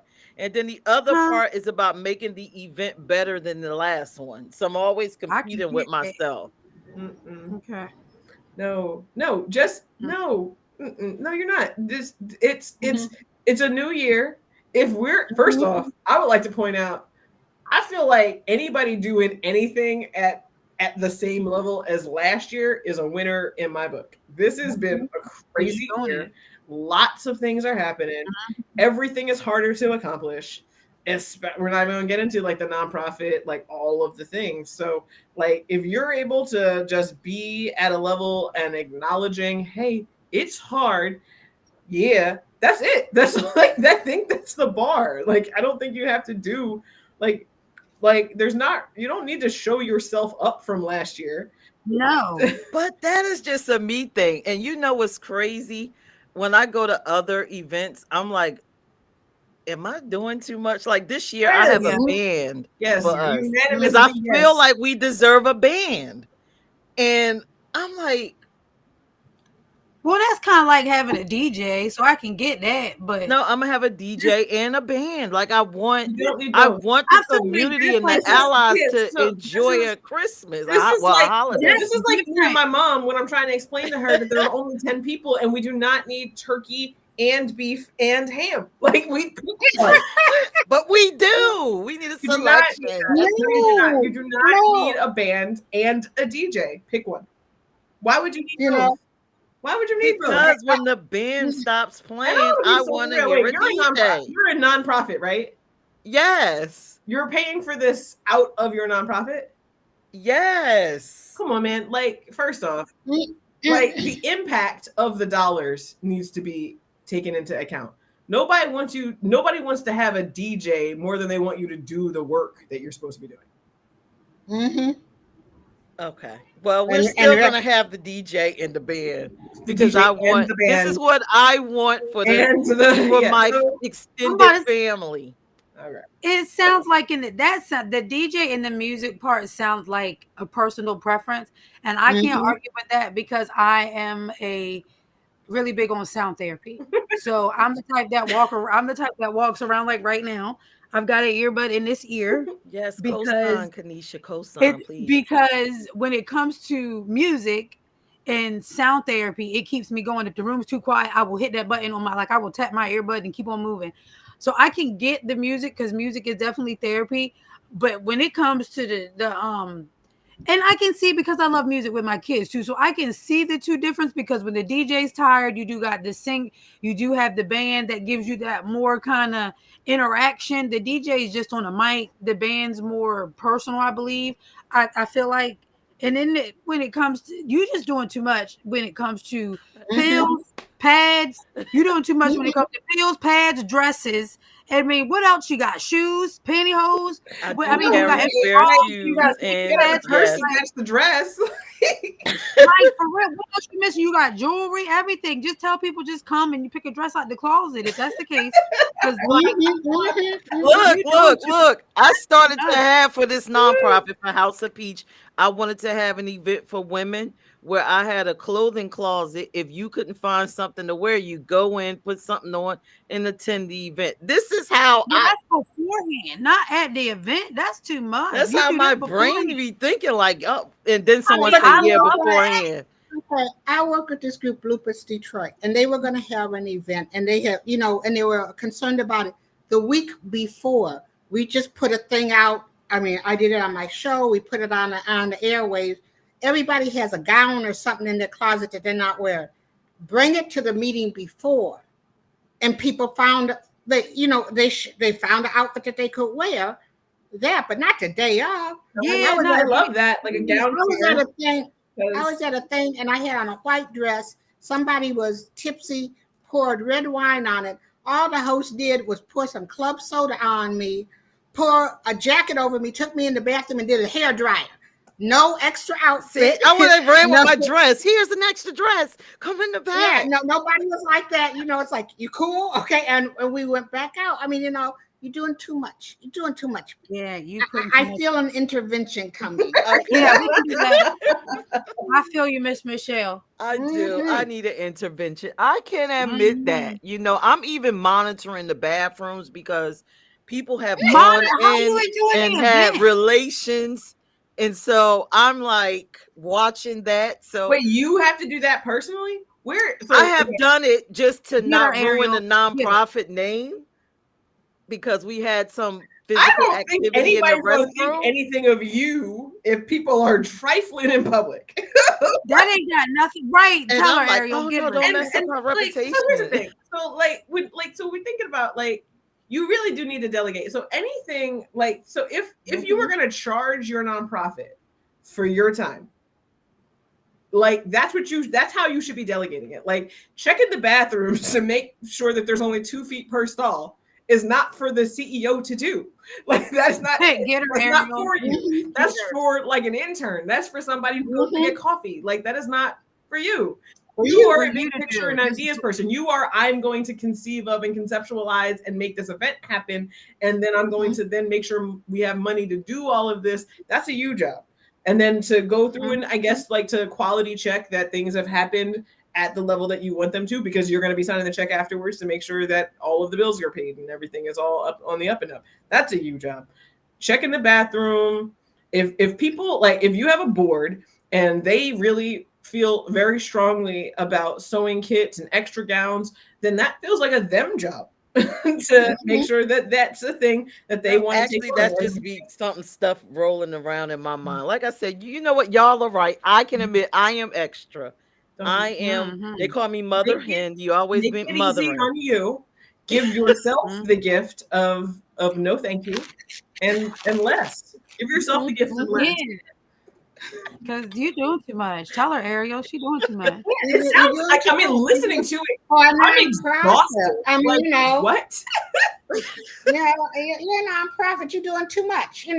Shoot, they can buy their own aspirin. I mean, you're doing too much. You were supposed to be there to make the event go well, to do a pitch for some more money so that you can do it next year even bigger and better, and continue your programs. You're there to talk about your programming and what you're doing, not being the mother hen. I do it all. I do all of that.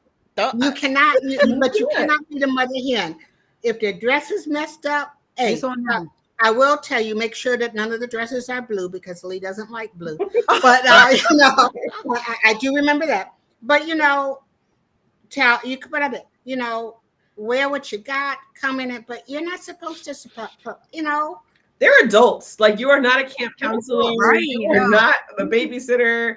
You are not anybody's mama. Like, I know we want to joke about mother hen, but like, it's a lot. Like, and it's got to be so much pressure on you that makes it not sustainable, right? Like, if you're trying to do all that and like exceed your own like limitation, like from the previous year, like be like, oh my God, I need to feel that it's better, and I need to see it, and I need the people to receive it as better and bigger than last year, then something's got to give somewhere. Like, I don't know where that happens. Like, and you're like, I'm like flying off the handle. Well, yeah, of course you are. Like, you're like, oh my God, is there aspirin in the bathrooms in case they have hangovers? Like, of course you are. Right. You got to go back. And then I'm assuming you're also doing, and I am somebody who does this too. Like, you're micromanaging. Like, you're like, let me make sure I double check the big things, but like, let me make sure I check the flower arrangements. Let me make sure, is the DJ here on time? Ariel, I make the flower arrangements.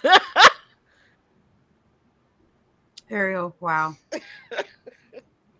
You need an intervention. You need a So coming from the mental health side of this, though, for real, Peach, like, you got a lot going on yourself. Worrying about somebody else having aspirin, sewing kit, ain't nobody got time for that. Like, the best, I would honestly say, mental health wise, and action for you yourself to make sure you have the best party every single year, that's you being present. You're not present if you worried about who's in the bathroom. You're not present if you worried about how many aspirin or whatever in sewing kits. Like Ariel was saying, designate. You need to be present.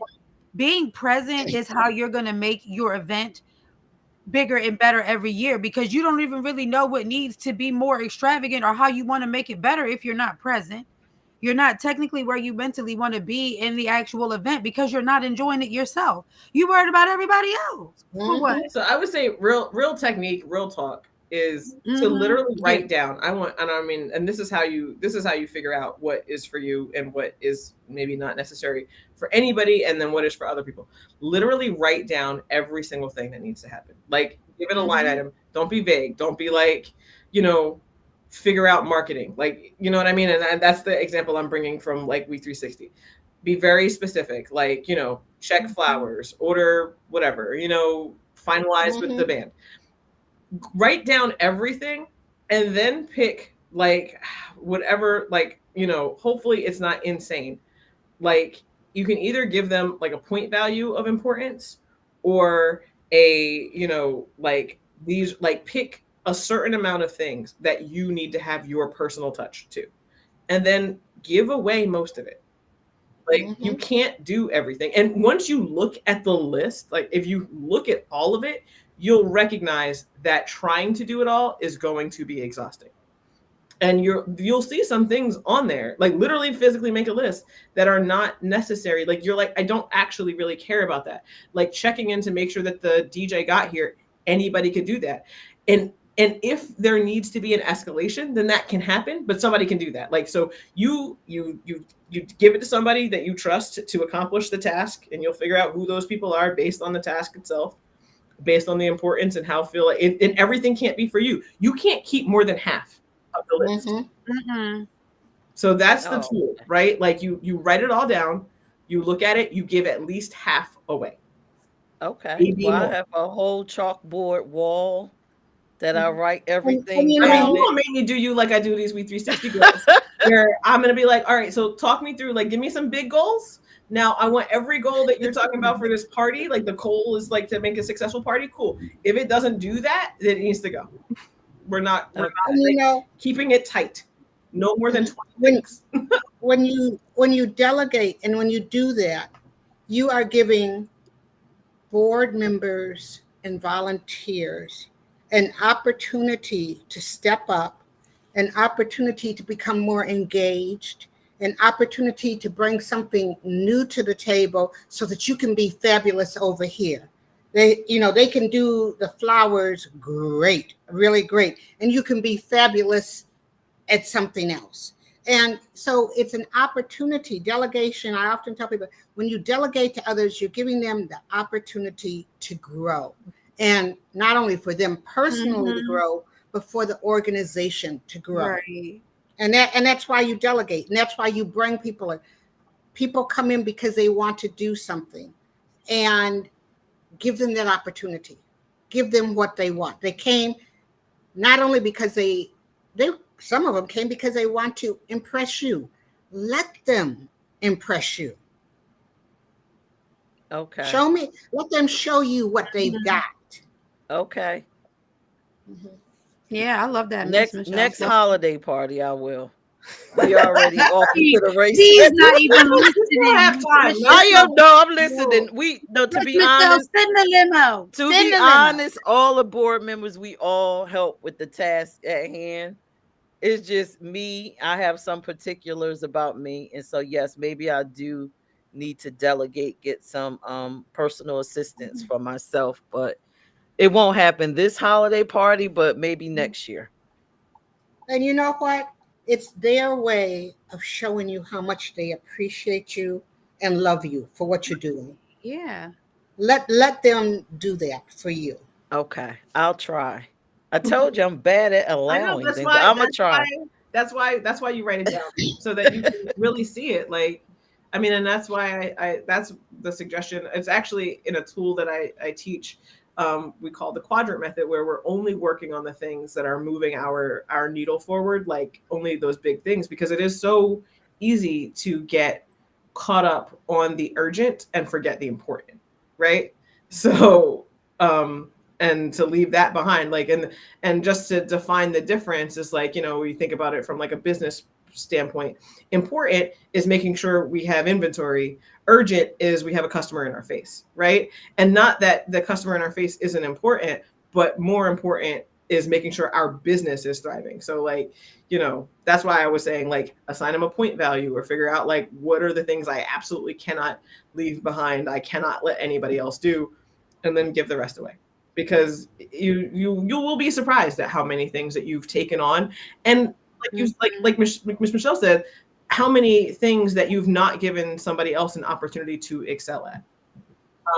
That was hard for me when I started having like interns and direct reports and things like that, to not just keep doing all the work, but like you start off with something that if it happens badly, it's not the end of the world. And then, and then give responsibility as it's earned. And I think, and that does, it gets people engaged, it gets people really caring, and it makes people feel a part of your movement and your mission in a different way. So I love that. So love that. Like, we're all speaking in the same way. And Peach, I can honestly say I can totally get it, because I don't trust people to do things. And if I want it done right, I know I got to do it myself. And I don't feel like it's going to be done right. And I feel like it's just not going to, like, I'm picky. But this campaign has taught me a lot, because I can't do everything on my own. And it has made me trust people when I don't, because I'm not a politician. Like, I'm not political.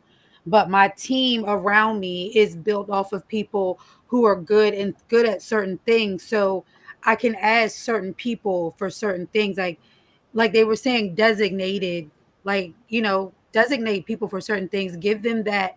So you feel like they feel like a team, they feel heard, and they feel like we're doing this together. Not that you're not, and they don't feel like a team, but it takes less pressure off you two, so the team can do it and accomplish it without less stress on everybody, since everybody has a goal. Like with my campaign team, I was making sure, because I don't trust people, that I was really well diverse on my team. And my campaign manager is a Black man.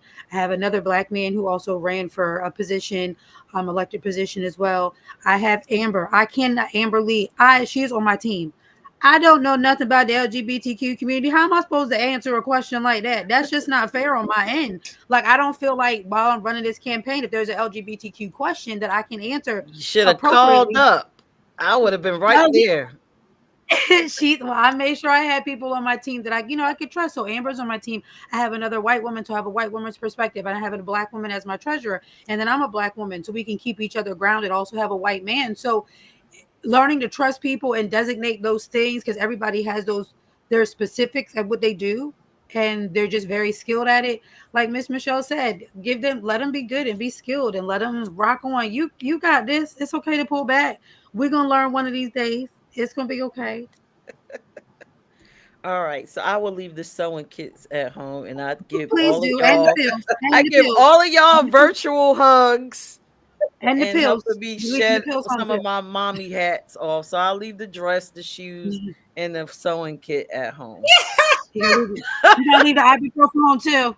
Yeah, they don't need I don't the know about the ibuprofen. I might need that myself, but Well, you can leave it. Put that in your bag. Don't put it in your bag. so the last question for the night. What helps you find your balance again after the holidays are over? I'm gonna go with Michelle. When the holiday's over, what do you do? Same thing I do every other day. Hey, I go. You know what? I go back in the malls because there's no music and there's a lot of those crazy people are gone. I just go back to being me and loving on my community, loving on people.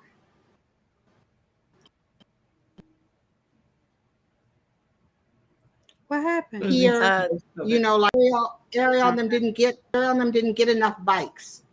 Okay, well, who do I know who can do bikes to get them? Picking up the pieces that are left over after that last sweet potato pie is gone. How do you pick up those pieces? Make sure that people are still loved on, fed, and that I am in a healthy community and providing for it. Thank you, Miss Michelle. All right, Miss Ariel.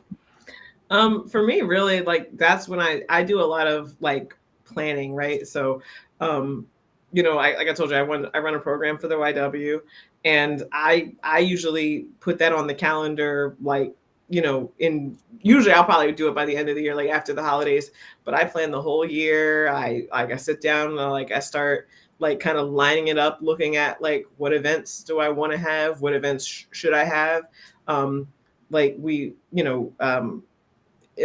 with Changemaker, we also do, like I said, we do blessing bags. So we try to aim those at off seasons. Like we're not trying to, like lots of people are thinking about homeless and other around the holidays, but then January, March, February come around, January, February, March, and then there's nothing. So, trying to look at like the year, that's what I do. I get ready to work. Like I, kind of get back on the horse. Like I take some time where the YW is closed between Christmas and New Year's. And I certainly wasn't working myself and my business during that week for no reason.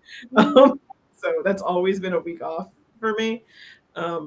So I take the time, I reset, I relax.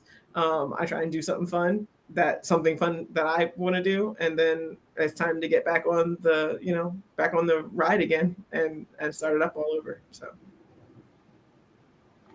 Thank you. All right, Miss Kanisha. I'm with Miss Michelle, and it's another day. I'm back to doing the same. And the holidays, the only thing that one of the holidays, my favorite holiday is my birthday and Valentine's Day. So like, cause it's both of them February 14th and 18th. So I'm just right back to, it is what it is. Like, okay, we take the tree down now. All right, good. You know what I mean? Like, it's not like when I was younger, it was a big thing. And when my kids were younger, it was a big thing. Like I said, they better wait. But, later on down the line, when the grandkids come, it might be a little different. But I'm not definitely worried about that right now. I don't be caring. Like, it is what it is. When the holiday's over, it's over. And, back to normal, back to the grind. And for me personally, sometimes the holiday seems like one of the most stressful seasons of the year, especially somebody who's really big on mental health. because that's when everybody's stressed out. They don't know what to do. They're trying to find money. They're trying to make their kids happy. They still got to pay bills. They're fun, like they're moving money here and there. Like they're learning how, it's just holiday season is a stressful time for some people. So for me, I'm actually sometimes kind of glad that it's over because people don't have to stress themselves out like that no more. Like it's over with. We ain't worried about trying to find gifts or making this person happy, cooking this food. Everything that we've talked about ain't got to be talked about because it's over with. So I feel like it's a big stress reliever for the community and society as a whole too, mental health wise, to just say, whew, we're done. We're done. Whew. And then you got New Year's and everybody starts drinking and New Year's Eve, you know what I mean? That kind of thing. But other than that, I'm another day for me. Thank you, ladies. Now I'm about to make y'all laugh, right? So we just had this grand discussion about the holiday party. So Oh Lord. after the holidays and then the 4 Christmas trees that's within my home, the wreaths, the decorations all over the place, the lavish dinner, because I am a grandmother, mother of 3 children. They're all adults and everybody comes to my house. And when I did have an extended family, they would come over and take pictures inside the house.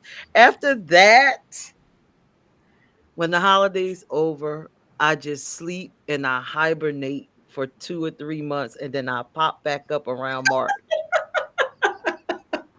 Okay. That's why I start to see the I am me posts and stuff resume. Y'all live streams will start to resume January or maybe February because I've hibernated after all of the exhaustion of The mental health. It sounds like burnout. That's like sounds like, oh wait, you got burned out every year, and so this is your cycle. I get burned out, and now it takes 3 months to heal, and then I'm back on it again. It sounds like we are all her therapists because I just said that. Ariel just reiterated it. Miss Michelle's like, send the limo. Like, let's go. We all over here like, I don't know if these are some good ideas, but okay, we listening. I mean, I'm like over here like, oh, I feel like, and I'm telling you, sometimes when I'm like, and people ask me to do stuff, I don't do anything I don't want to do in that week between Christmas and New Year's. I'm like, people are like, oh my God, are you going to come and see your cousins? No, I'm not doing that. They're like, oh, you want to go down and like go ice skating? No, I don't want to do that. Like, I'm just like, no, I don't want to do any of that. Like, I'm not saying I don't do anything. Like, I go to the movies. I like spend time with people I actually want to see. I eat food I want to eat that I don't have to make. And you know, and that's it. But like, so that like, and I'm telling you, and people are like, you really are gonna, like, you're really not. I was like, I'm really not doing anything else, any extra. And actually, my cousins just started a cousin chat, and I have a lot of cousins. Like I said, my grandfather has 10. There's 10 of him, and then a couple of them had 10.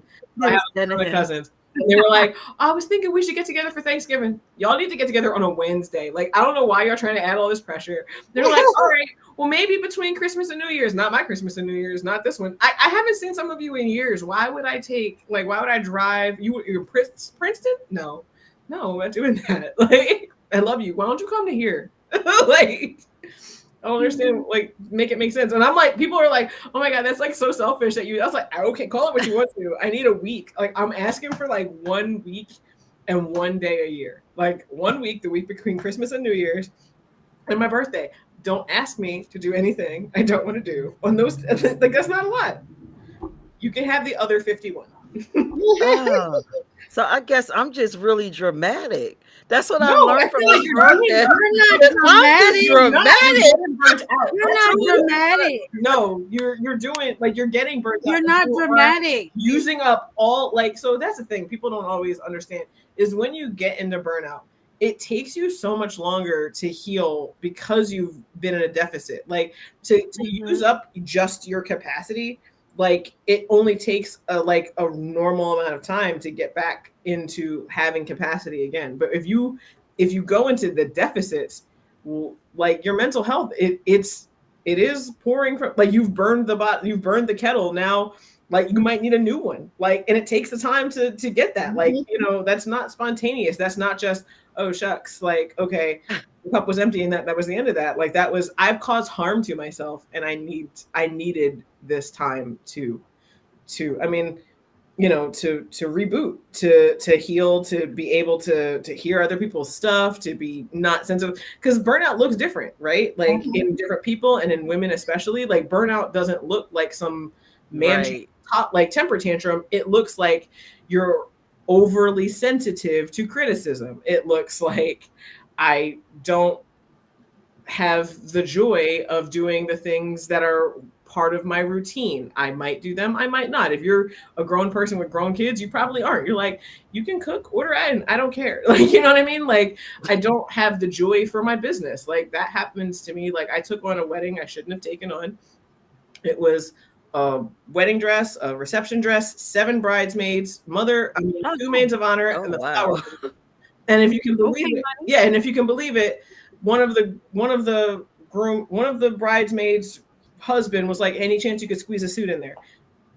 And at the end of that, I probably couldn't work for like 6 months. Like I was so burnt out. Like it was so much work. Like and the bride didn't make it especially easy. I mean, she was lovely. She looked amazing, but like she was literally like, can you take it in an inch like the week before the wedding? So like at the end of that, like I was like, I had no joy for my business. And I love my business. I love being part of people's special moments. Like I only take clients I like. I liked her. Some of her bridesmaids I could do without, but she was lovely. But like I couldn't look at my sewing machine. Like it got dusty, literally. And I was so burnt out. Like I normally after a project, I reset. Like I go and reset my space and get rid of all of the fabric from the previous projects and get myself back to base. So I'm ready for the next thing. Man, I feel like I'm still finding fabric from that wedding dress because I never was able to really fully like recover and get rid of it like I normally do. Like that. It like eventually I was broke and was like, all right, yeah, okay, let me call my regular clients and see if they want to be back in the rotation. And we did. But like, yeah, it was hard. Like it's hard to get back, you know, on the ride when you let yourself like lose the joy. And you cannot possibly still be feeling joy if you're like literally like screaming at your family and the people around you because you're so overwhelmed with how much work you have to do. Yeah, well, I'm a screamer anyway. The stressful situation. I'd be like, I don't know. But look, this topic done. I mean, I didn't think our topic would go this long, but it seems like we've had a lot to say here tonight, and I hope the people that are watching have learned from you guys, but more importantly, learned from me and my craziness during the holidays. I think what the community and what society saw was love, because y'all know I'm big on love. But I think what the community saw really tonight was love, because we saw the need to tell you and be real with you and let you know that we did not want to see you be burnt out. So we called you out on it and we gave you a mini intervention right in your face because we all could not stand it. We was all like, hold up, wait, pause. What's going on here? Mm-hmm. We was all like, wait, with this podcast is about queens empowering each other. So if we need to be empowered, that's what we did. We empowered you tonight, and that's exactly what we did. We saw the need, and we all stepped in and jumped in and was like, wait, hold up, pause. Nah, you're doing too much. And I appreciate you all, and I'm sending virtual hugs, and I promise my first step is to leave some of that stuff at home. The dress, the shoes, the sewing kit, the steamer. Yes. Yes. Put your ibuprofen in your purse for you. Put a little bottle, not a big bottle. I will bring some ibuprofen. That's for you. Hey, you got stock in ibuprofen. Right, Miss Michelle. You know, the Peach out here pushing ibuprofen. What's this, girl? Be over here pushing stuff. What's going on? And I won't monitor the bathrooms. If someone gets laid in there, you'll get her. No monitoring the bathrooms. Worrying about 2 people's feet. 2 and 4. You see 4 feet. Oh well, walk out. It is what it is. Listen, you see 4 feet, let them have fun. Hey, you provided fun. All right, I'm going. I'm out. Mm. Oh my Worry about goodness. something else. Well, that was our show. How to stay grounded during the holidays as a female entrepreneur. I definitely learned a lot tonight, and I'm going to